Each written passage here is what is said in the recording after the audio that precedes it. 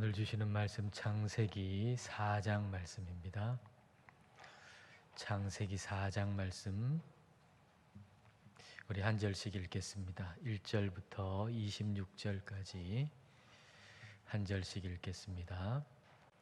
아담이 그의 아내 하와와 동침하매 하와가 임신하여 가인을 낳고 이르되 내가 여호와로 말미암아 등남하였다 하니라.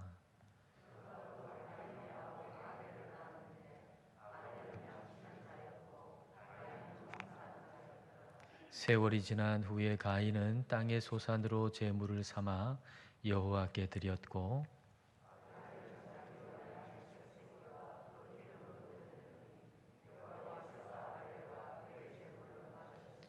가인과 그의 제물은 받지 아니하신지라. 가인이 몹시 분하여 안색이 변하니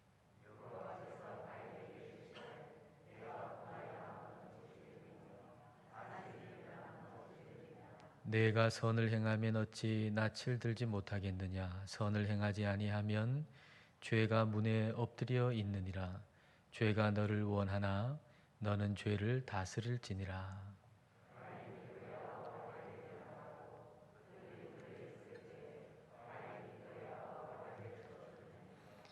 여호와께서 가인에게 이르시되 내 아우 아벨이 어디 있느냐. 그가 이르되 내가 알지 못하나이다.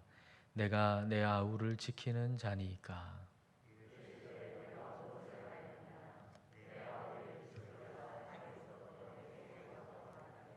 땅이 그 입을 벌려 내 손에서부터 내 아우의 피를 받았은즉 내가 땅에서 저주를 받으리니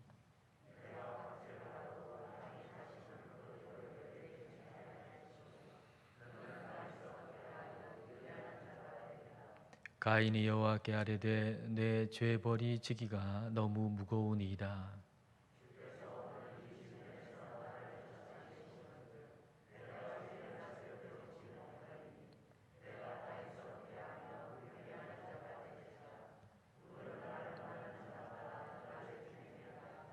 여호와께서 그에게 이르시되 그렇지 아니하다. 가인을 죽이는 자는 벌을 7배나 받으리라 하시고 가인에게 표를 주사 그를 만나는 모든 사람에게 죽임을 면하게 하시니라.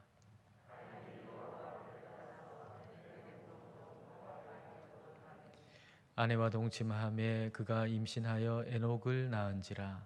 가인이 성을 쌓고 그의 아들의 이름으로 성을 이름하여 에녹이라 하니라.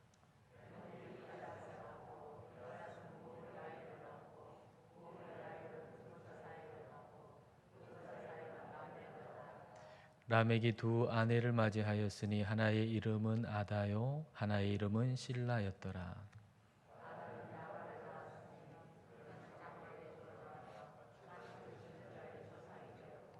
그의 아우의 이름은 유발이니 그는 수금과 퉁소를 잡는 모든 자의 조상이 되었으며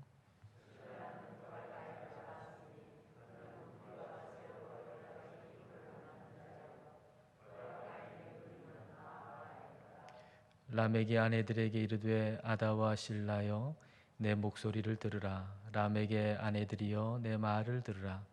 나의 상처로 말미암아 내가 사람을 죽였고 나의 상함으로 말미암아 소년을 죽였도다.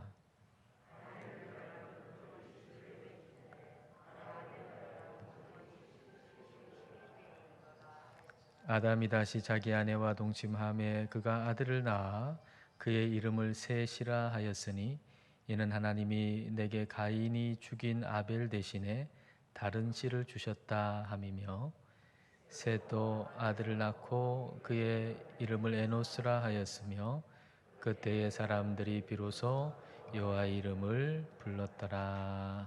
아멘.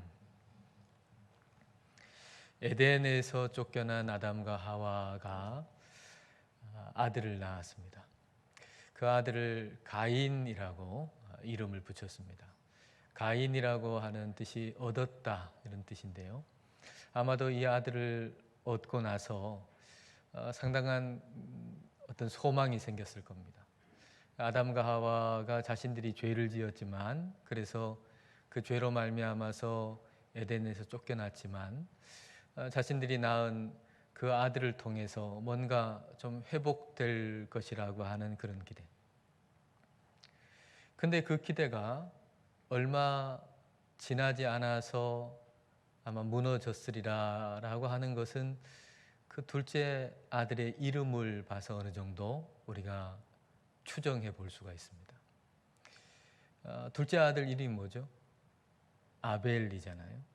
근데 아벨이라고 하는 뜻이 여러분 전도서에서 굉장히 많이 본 단어예요. 하벨, 헤벨이라고 하는 단어. 헛되다는 뜻이죠. 헛되다. 헛되다, 증기 같다는 거죠. 증기처럼 이렇게 탁 나오는 것 같은데 순식간에 사라져버리는 허무한 것. 이게 헤벨, 하벨인데 그 아들의 이름을 그렇게 지은 거예요. 그러면은 가인을 낳은 다음에 도대체 무슨 일이 있었을까? 아담과 하와가 첫째 아들 가인을 낳은 다음에 도대체 어떤 일이 있었길래 둘째 아들 이름을 그렇게 지었을까?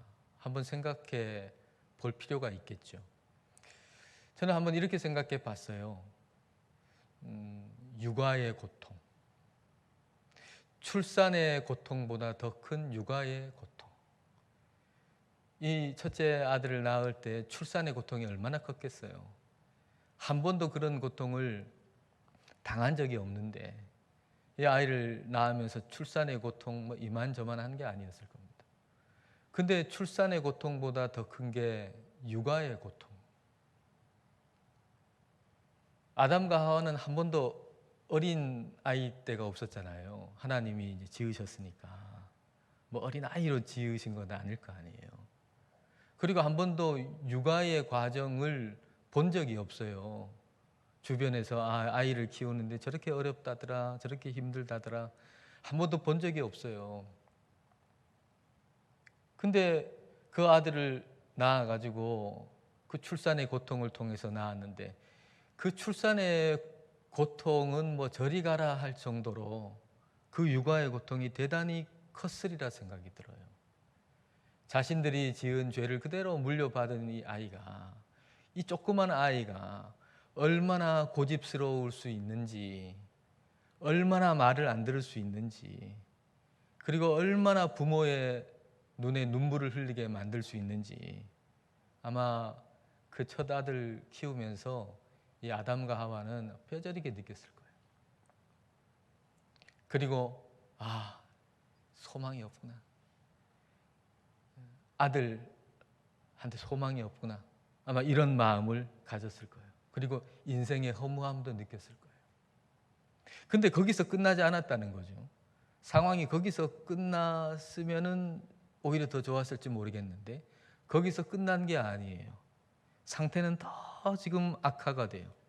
만약 아담과 하와가 죄를 짓지 않았다 그러면 그 태어나는 아이와 부모 사이에서의 관계도 내 뼈 중에 뼈, 살 중에 살, 사랑의 관계였을 거예요.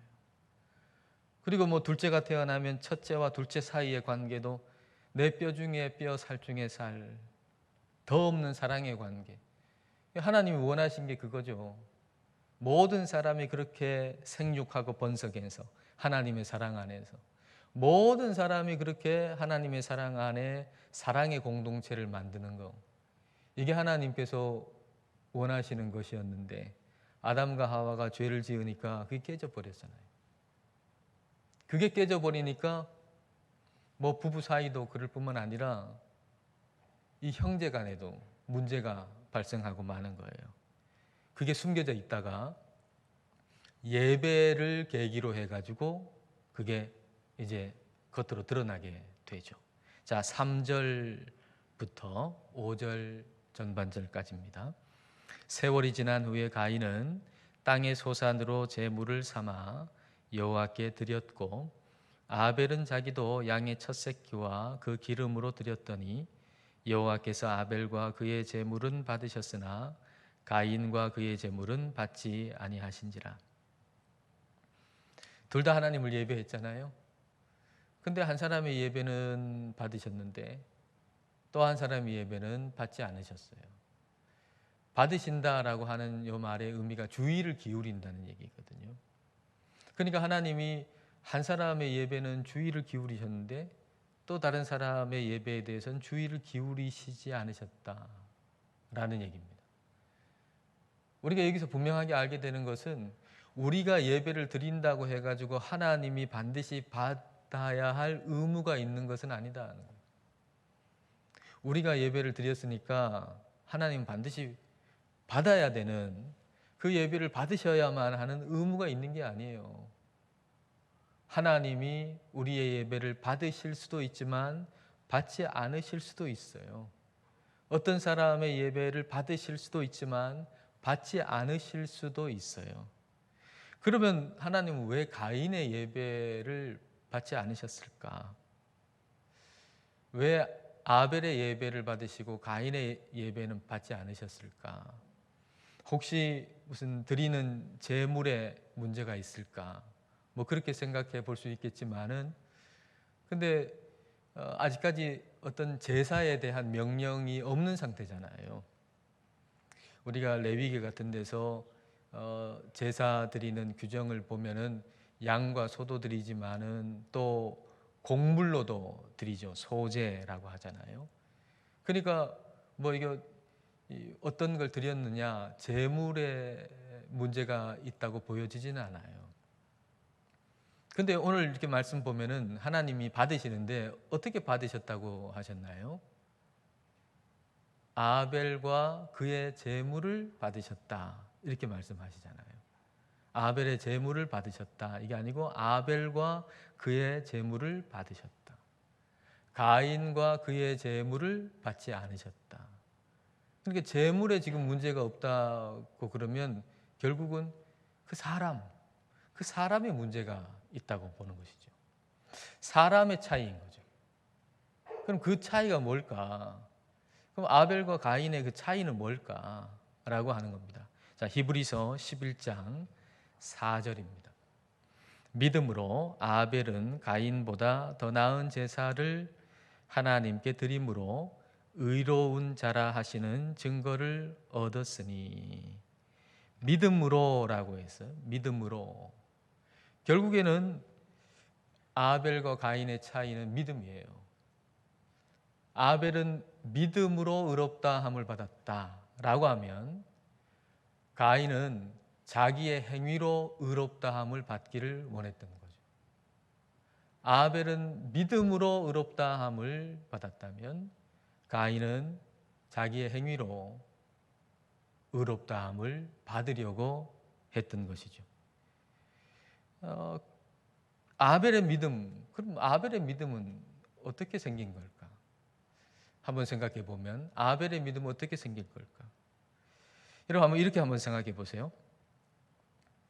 여러분 상상력을 동원하셔가지고 아담과 하와가 죄를 지은 다음에 나뭇잎으로 치마를 해 입었잖아요. 근데 하나님이 어떻게 하셨어요? 하나님께서 동물의 가죽으로 옷을 지어서 입히셨잖아요. 그러면 그 다음에 어떻게 됐을까요? 그 동물의 가죽으로 이제 지어 입히신 옷을 입었는데 그건 뭐 계속 그것만 입을 수 없잖아요. 계속 한 벌만 있을 수 없잖아요. 좀 헤어지면 또 그 다음에 동물을 잡아서 가죽 옷을 해 입어야 안 되겠어요? 그리고 자녀가 태어났을 때 그 자녀에게 옷을 해 입혀야 되잖아요.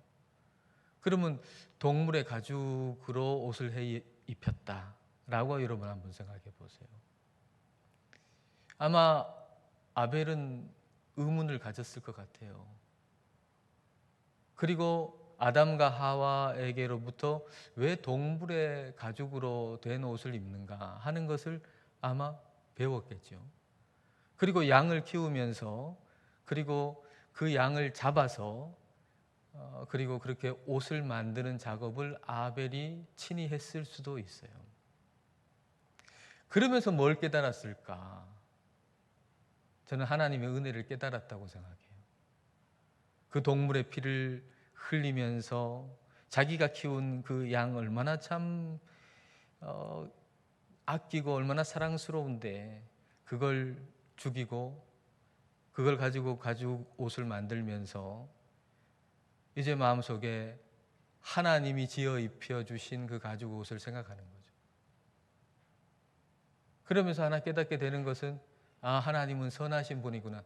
하나님께서 우리 부모님을 에덴 동산에서 쫓아내셨어요. 그렇게 생각하면은 참 하나님 좀 선하지 않는 분처럼 보이잖아요. 그런데 그 가죽 옷을 통해 가지고 하나님은 선한 분이다 라고 하는 거, 그런 믿음. 뭐 과정은 어땠든지 간에, 뭐를 통해서 뭐 어떻게 은혜를 깨달았든지 간에 아벨은 하나님의 은혜를 깨달은 거예요. 그리고 그 은혜를 통해서 하나님은 선하시다라고 하는 믿음을 가진 거예요. 그 믿음을 선물로 받은 거죠. 그 은혜로, 그 믿음으로 그는 하나님께 예배를 드린 거예요. 근데 가인은 믿음이 아닌 자기 의로 예배를 드린 거예요. 이게 어마어마한 차이죠. 하나님의 은혜로 선물로 받은 믿음으로 예배를 드리는 거하고 자기의 의로 예배를 드리는 것은, 이건 완전히 하늘과 땅 차이인 거예요. 그래서 믿음이 아닌 자기 의로 드린 그 예배를 하나님은 받지 않으신 거죠. 예배의 대상인 하나님보다 내가 인정받는 게 더 중요한 거예요. 예배의 대상이 하나님보다 관심은 나한테 있어요. 이게 내 의로 드리는 예배거든요. 하나님의 은혜가 아니고 하나님이 선물로 주신 믿음으로 드리는 예배가 아니고 관심이 나에게 있는 그런 예배. 그런 예배를 드리니까 하나님이 받아주시지 않을 때 엄청나게 화가 나는 거죠. 만약에 그렇지 않고 중심이 하나님께 있는, 하나님이 받기를 원하셔서 예배를 드렸다면 하나님이 받지 않으실 때에 하나님 왜 받지 않으셨을까? 나한테 무슨 문제가 있는 걸까? 이렇게 살피게 될 거예요. 근데 그게 아니고 그 예배를 드린 중심이 이미 자기 자신이거든. 그러니까 자기 자신을 인정받기 위해, 내가 인정받기 위해 지금 예배를 드렸는데 인정을 못 받았단 말이죠. 그러니까 얼마나 화가 나요. 분노가 생기는 거예요. 하나님도 믿고 하나님이 특별히 사랑하셔가지고 예배를 받아주신 아벨은 더 믿고, 그래서 아벨을 그냥 죽여버리고 싶은 그런 마음이 일어난 거죠. 예배를 드린 다음에 분노가 일어났어요. 여러분, 이게 자기 의로 드리는 예배의 결과예요. 믿음으로 드리는 예배의 출발점은 하나님이시거든요. 그래서 하나님이 시작하시고 하나님이 주도하시고 하나님이 주인이 되시고 주인공이 되시고 하나님이 영광 받으시는 예배, 이게 은혜와 믿음으로 드리는 예배입니다. 그러니까 이 은혜와 믿음으로 드리는 예배는 하나님이 시작하시고 하나님이 주도하시고 하나님이 주인공이 되시고 하나님이 영광을 받으시는 예배예요. 근데 가인의 예배는 내가 주도하는 예배예요. 내가 주도하는 예배. 내가 내 힘으로 하나님께 뭘 드리고, 그래서 그걸 드린 결과 내가 하나님께 인정을 받고 함께 있는 사람들한테도 인정을 받는 거예요. 이게 가인의 예배인 거죠. 내가 내 힘으로 하나님께 드려서 하나님께 인정을 받고 주변 사람들한테도 야, 너 참 거룩하구나, 너 예배를 참 잘 드리는구나 라고 하는 칭찬과 인정도 받고, 그렇게 가인은 자신의 부모님에게도 그런 인정을 받고 아벨한테도 그런 인정을 받고 싶은 그런 마음이 굉장히 강했던 거죠. 근데 자기 뜻대로 안 됐어요. 자기 뜻대로 안 되니까 자기의 안에 있는 죄의 본성이 그대로 다 드러나죠. 여러분, 은혜와 믿음으로 드리는 예배는 하나님의 용서하심과 은혜와 성령의 충만이 있어가지고 우리의 안에 있는 죄가 소멸돼요. 그래서 예배를 드리고 나면 하나님이 주시는 참 기쁨과 은혜와 충만이 있는 거예요. 근데 내 의로 드리는 예배는 말이죠, 하나님이 받지 않으시는 예배여서 예배 드리고 나서 더 분노가 생겨요. 분노가 막 화가 나고 더 분열되고, 예배 드리고 나가지고 막 분열하는 그런 교회들도 있잖아요. 예배 막 실컷 드리고 나가지고 막 싸우고, 예배 실컷 드리고 나서 이제 끝나고 나서 막 재직해 하면서 싸우고, 예배 실컷 드리고 나서 막 공동위에 하면서 싸우고, 이게 자기의로 가득한 예배예요. 은혜와 믿음으로 드리는 예배는 이런 결과가 나올 수 없는 거죠. 가인의 예배가 그랬던 거예요. 그러니까 그렇게 드리고 나서 하나님이 받지 않으시니까 막 그냥 이 살기가 막 나오는 거죠. 살기가. 하나님이 그 마음의 상태를 다 아시고 가인한테 경고를 하세요. 자, 5절 하반절부터 7절입니다. 가인이 몹시 분하여 안색이 변하니 여호와께서 가인에게 이르시되 내가 분하여 함은 어찌 됨이며 안색이 변함은 어찌 됨이냐. 내가 선을 행하면 어찌 낯을 들지 못하겠느냐. 선을 행하지 아니하면 죄가 문에 엎드려 있느니라. 죄가 너를 원하나 너는 죄를 다스릴지니라. 예배 후에 가인이 막 분노하니까 이제 하나님께서 경고하세요. 지금 죄가 마치 맹수처럼 다 지금 문 앞에 엎드려 있다고. 너를 삼켜버리려고. 너를 다스리기를 원해서. 근데 그 죄가 너를 다스리기를 원하지만 그렇게 놔두면 안 되고 너는 죄를 다스려야 된다. 그렇게 말씀하셨어요. 너는 죄를 다스리라. 우리 하나님 명령하셨어요. 그러면 하나님의 명령은 곧 뭐라고 말씀을 드렸습니까? 하나님의 명령은 곧 하나님의 약속이죠. 어떤 약속이요? 그 명령을 지킬 수 있는 은혜를 베풀어 주시겠다는 약속이에요. 너는 죄를 다스리라 라고 말씀을 하시는 것은 네가 그 죄를 다스릴 수 있는 은혜를 내가 베풀어 줄게, 그 얘기입니다. 그러면은 가인이 해야 할 일은 뭔가요? 하나님의 은혜를 살피는 거예요. 하나님의 은혜를 발견하는 거예요. 그 은혜를 발견하면 지금은 막 분노가 일어나가지고 도저히 이걸 이겨낼 수 없을 것 같지만 하나님의 은혜를 발견하고 그 은혜가 내 안에 차면 그러면 그 죄를 이길 수 있는 힘이 생겨요. 그 은혜가 우리로 하여금 하나님의 말씀을 지킬 수 있는 힘을 준다고요. 이게 하나님의 약속의 특징이에요. 하나님의 명령의 특징이에요. 하나님이 명령하시면 반드시 거기는 하나님이 그 명령하신 것을 지킬 수 있는 은혜를 베푸시겠다는 약속이에요. 근데 가인이 그걸 안 하잖아요. 그걸 안 하고 그냥 아우를 죽여버리죠. 죽여버렸어요. 여러분, 그 아담과 하와가 심정이 어땠겠어요? 그 아들이 아들을 죽여버렸으니 그 심정이 어땠겠어요? 그리고 하나 분명해진 게 있죠. 자식에게 소망을 둘 수 없다. 자식한테 소망을 둘 수 없다. 아담과 하와는 자신들이 죄를 지어서 잘못했는데 근데 그 후손이 자손이 그걸 회복할 수 있으리라, 회복하리라 어느 정도 소망을 가졌는데 근데 자식에게는 소망이 없구나. 이걸 깨달은 거예요. 여러분 혹시 여러분 자녀들한테 소망을 가지세요? 아니요. 우리들의 자녀한테는 소망을 가질 수가 없어요. 소망을 둘 대상이 아니에요. 여러분 우리의 자녀들은 소망을 둘 대상이 아니에요. 여러분 13절을 보시겠어요? 13절. 가인이 여호와께 아뢰되 내 죄벌이 지기가 너무 무거우니이다. 여러분 아벨을 죽여놓고 가인이 지금 뭐라 그래요? 슬퍼하실 부모님 생각도 안 해요. 슬퍼하실 부모님 생각도 안 하고 지금 걱정하는 건 뭡니까? 내가 당할 죄벌 너무 무겁습니다. 자기 생각뿐인 거. 자기 생각밖에 없어요. 이런 자식한테 뭔 소망이 있어요? 이런 자식한테 소망이 없어요. 소망을 둘 수 있다면 단 하나가 있는데 그것은 그런 사람까지도 하나님은 긍휼히 여기신다. 이게 소망을 둘 수 있는 하나예요.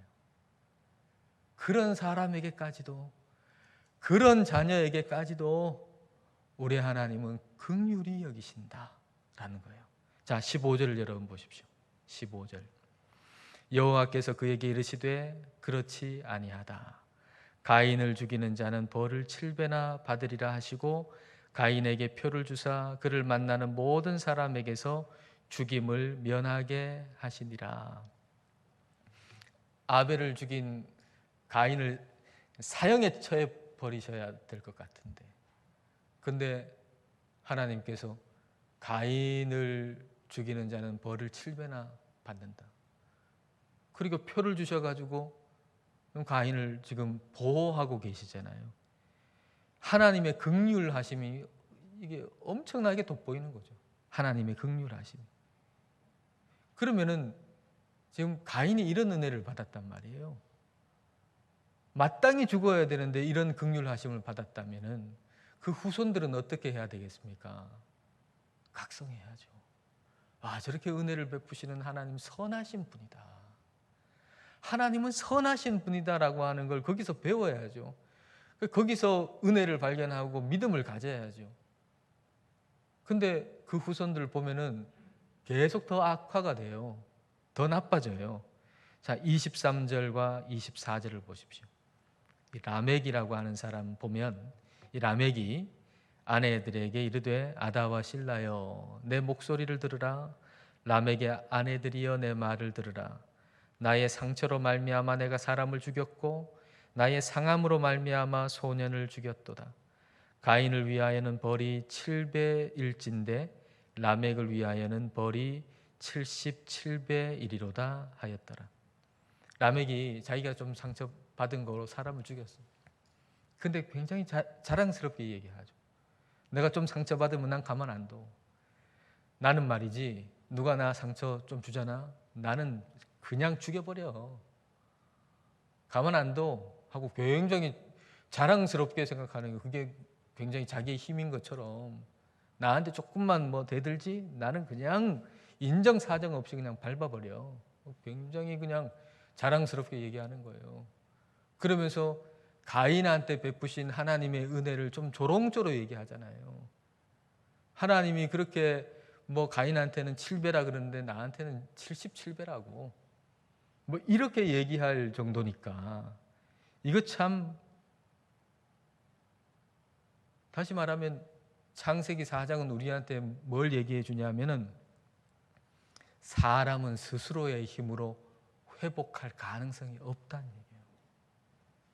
사람은 스스로의 힘으로 회복할 가능성이 없다. 아, 우리는 좀 실수했지만 잘 안 됐지만 우리 후손은 내 아들, 딸은 좀 잘해가지고 이렇게 좋게 만들어야지. 그게 될 것 같지만 안 된다는 얘기예요. 그게 사람은 사람의 힘으로 그 죄로부터 구원받을 수 없다는 얘기예요. 계속해서 악화가 되지 나아지지 않는다는 얘기예요. 그러면은 우리한테 희망이 뭐예요? 우리한테 희망은 인간의 죄는 점점 깊어지지만 하나님의 긍휼하심은 그치지 않는다는 거예요. 인간의 죄가 아무리 깊어져도 하나님의 은혜와 긍휼하심은 절대로 그치지 않는다는 거예요. 이게 우리의 소망이에요. 구원하시기 위해서 하나님은 새 길을 항상 여신다는 거예요. 이제 다 끝났다. 이제는 끝났다. 이제는 정말 끝이다 라고 생각하는 순간에도 우리 하나님은 구원의 길을 여시기 위해서 새 길을 여신다는 거예요. 그게 우리의 희망이에요. 우리가 소망을 가지는 이유예요. 자, 25절과 26절을 보십시오. 이제 그 라멕을 보니까 정말 끝까지 간 것 같잖아요. 근데 또 하나님 길을 여세요. 아담이 다시 자기 아내와 동침하매 그가 아들을 낳아 그의 이름을 셋이라 하였으니 이는 하나님이 내게 가인이 죽인 아벨 대신에 다른 씨를 주셨다 함이며 셋도 아들을 낳고 그의 이름을 에노스라 하였으며 그때의 사람들이 비로소 여호와의 이름을 불렀더라. 하나님이 아벨의 라인을 이어가잖아요. 셋을 주시잖아요. 에노스를 주시잖아요. 그리고 하나님의 이름을 부르잖아요. 그러니까 소망이 어디 있는가 하면 하나님께 소망이 있고 하나님께 소망을 두는 사람에게 소망이 있는 거예요. 우리의 자녀들에게는 소망이 없어요. 그러나 우리의 자녀들이 하나님께 소망을 두면 우리 자녀들에게 소망이 있는 거예요. 저와 여러분에게는 소망이 없어요. 그러나 하나님의 은혜로 우리가 하나님께 소망을 두면 저와 여러분에게 소망이 있는 거예요. 이 나라에는 소망이 없어요. 그러나 이 나라가 하나님께 소망을 두면 이 나라에는 소망이 생기는 거예요. 이 땅의 교회에 소망이 없어요. 그러나 이 땅의 교회가 하나님께만 소망을 두면 그러면 이 땅의 교회에 소망이 생기는 거예요. 오직 하나님께만 소망이 있어요. 그래서 저와 여러분이 해야 할 일, 우리 주님만 바라보는 거예요. 소망이신 우리 주님만 바라보는 거예요. 그렇게 저와 여러분이 소망이신 주님만 바라보실 수 있기를 축복합니다.